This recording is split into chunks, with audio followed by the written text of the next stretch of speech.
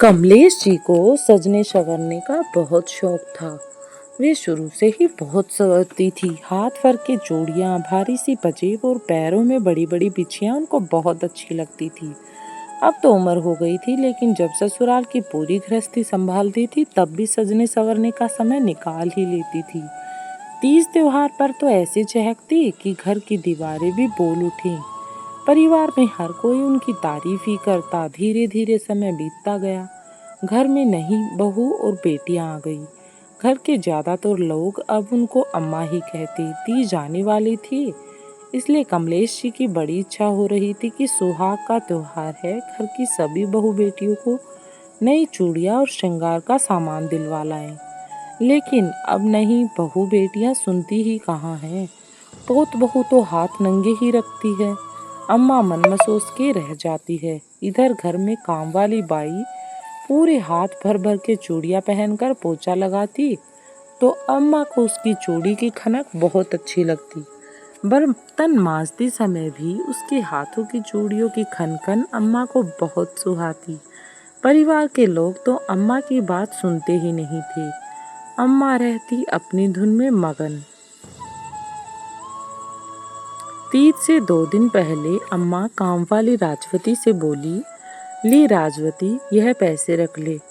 अपनी पसंद की चूड़ियां पहनाना, श्रृंगार का सामान भी ले आना। तीज के लिए शुभ होता है। जिसके भाग में है उसके लिए ही सही है। राजवती के तो चमन ही खिल गए। राजवती तो अगले ही दिन नई चूड़ियां पहनकर खुश होती फिर रही थी। उसकी चूड़ियों की खनक पूरे घर में गूंज रही थी। चारों ओर खुशी ही खुशी फैली थी, लेकिन मन में जो उमंग थी वो अलग ही थी। अम्मा को भी संतुष्टि हो रही थी, चलो कोई तो सुन लेता है। अम्मा भी अपनी धुन में मगन, खुश चलो जिसके भाग में है उसी को सही। हालांकि घर की महिलाएं थोड़ी सी चिढ़ गई, क्योंकि उनका स्थान कुछ हद तक कामवाली ने जो ले लिया था, उनसे ज्यादा महत्व कामवाली को जो दिया गया था, इसलिए। ये थी एक छोटा सा किस्सा। आपके घर में भी ऐसा होता है तो रुकिए, अपने घर में अपने बड़ों को सम्मान दीजिए, उनकी प्रशंसा कीजिए। छोटी रुक जाओ ने, मेरे साथ अकेले जी घबराता है। मैंने दोनों हाथ जोड़कर देवरानी से विनती की। उत्तर में संजय ने कहा, बड़ी भाभी, शकुन अपना अपमान नहीं भूली। मेरे हाथ बंधे हैं, पर वह मेरे प्रति अपने फर्ज से अदा है। इतना कहकर मुझे बिस्तर पर लेटाकर दोनों अपने घर चले गए। मैं घर की बड़ी बहू हूँ, देवरानी का हुक्म खुद पर नौकरानी जैसा नहीं चलने दूंगी। बरसों इस घर की सेवा में दिए हैं मैंने आपको, होश भी है कि किसकी क्या जरूरत है। घर में शकुन ने प्रति उत्तर में इस प्रकार की बातें कही। बाबू के बाद अम्मा बीमार थी। मैंने अम्मा की ओर देखा, जो बेबसी से बोली, अजय की बहू, हमने पहले जोड़कर कहा था, घर में अपनी जगह और दायित्व तो समझो, वरना आने वाले समय में नौकरानी जितनी इज्जत भी न रहेगी तुम्हारी। अपने बिस्तर पर लेटे हुए चौंक कर मैंने आवाज की दिशा में देखा तो पाया घर की हर ईंट और छत से अम्मा जी की आवाज कानों में गूंज उठी। इतने सन्नाटे और घर में खामोशी पसरी रहने के बाद भी ये आवाजें तेज से तेजतर होती जा रही थी और मेरे कानों में सुनाई दे रही थी। नहीं, मैंने घबराकर अपने कानों पर हाथ रख लिए, पर उनकी आवाज पूरी ताकत से मेरे कानों को चीरती हुई जा रही थी और मुझे सुनाई दे रही थी। इंसान के दुनिया से चले जाने के बाद भी उसकी आवाजें खामोशी में बड़ा शोर करती हैं और हमें याद आती हैं। न चाहते हुए भी कभी अम्मा जी और बाबूजी के बेबस चेहरे मेरे सामने बार बार आते थे। मेरा ज़मीर मुझे शर्मिंदा करता और मन बार बार मौत की इच्छा करता कि किसी तरह से मुझे मौत आ जाए। दरवाज़ा मत खोलो, घर की ज़रूरत का एहसास कराओ। मैंने उत्तर में कहा, जैसे आप बड़ी भाभी की भूमिका से निकल ही नहीं पाई, पूरा परिवार पालने के चक्कर में हम अब ही अपनी जिंदगी नहीं जिएंगे तो कब जिएंगे? हमारा तो जीवन यहीं पे नष्ट हो जाएगा। उस दिन के बाद अम्मा ने चुप्पी साध ली। सारे देवर शादी के बाद बाहर रहने लगे, एक को छोड़कर।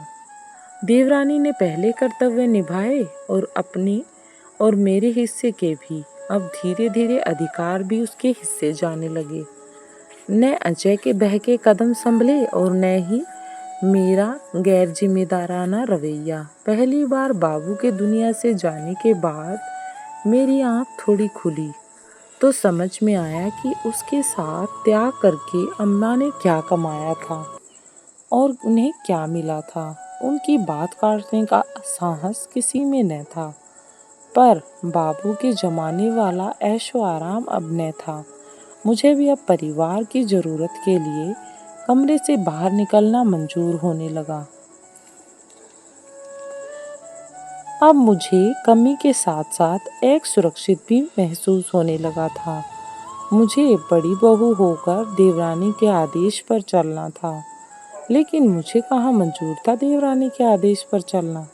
उसको मैंने लड़ झगड़ कर बंटवारा और घर वाली खाली करने पर मजबूर कर दिया। एक चाकू लेने की भी मोहलत न थी, उसे इतना मजबूर जो कर दिया। पहली बार घर छोड़ते वक्त अम्मा ने कहा, बड़ी भाभी माँ दाखिल होती हैं, छोड़ दे संजय, तू सब कर लेगा।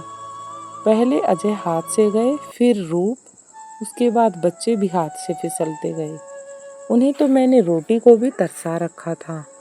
सब कम उम्र कमाने गए तो लौटे ही नहीं। मैंने किसी के प्रति कोई फर्ज निभाया ही कब था कि जो कोई मेरे लिए वापस आता। फिर एक दिन अम्मा भी चली गई दुनिया से, पर शांति न थी चेहरे पर, अशांति ही थी। उसकी अंतिम विदाई में भी बड़ी भौजी को रोने वालों की भारी भीड़ थी और पहली बार मेरा जी अपने अंजाम पर घबराया था। उनमें और खुद के कर्मों में अंतर गिनते हुए भीड़ में उपेक्षित बैठी कब लुढ़क गई।